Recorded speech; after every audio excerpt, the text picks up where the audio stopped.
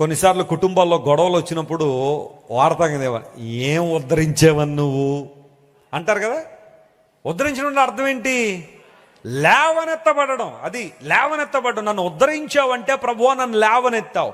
అక్కడున్న హిబ్రూ పదానికి రూమ్ అనే పదం, ఉద్ధరించబడడం అనేది రూమ్ అనే హిబ్రూ పదానికి లిఫ్టింగ్ అప్ అని అర్థం, లేవనెత్తావని అర్థం. జాగ్రత్తగా గమనించండి.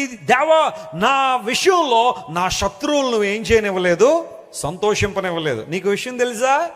నువ్వు పడిపోతే సంతోషించే వాళ్ళు చాలామంది ఉన్నారు ప్రపంచంలో. నువ్వు పడగొట్టబడితే పండగ చేసుకునే వాళ్ళు చాలామంది ఉన్నారు. నువ్వు ఇబ్బందుల్లో ఉంటే సంతోషించే వాళ్ళు చాలామంది ఉన్నారేమో. కొంతమంది పైకి చూడ్డానికి నీ బాధలో బాధ పొందుతున్నట్టుగా నటిస్తారేమో, కానీ వారి హృదయాల్లో మాత్రం డ్యాన్సులే, సంతోషమే వాళ్ళకి. నువ్వు బాగుపడుతున్నావు అంటే తట్టుకోలేరు కొంతమంది, నువ్వు పైకి వస్తున్నావు అంటే తట్టుకోలేరు.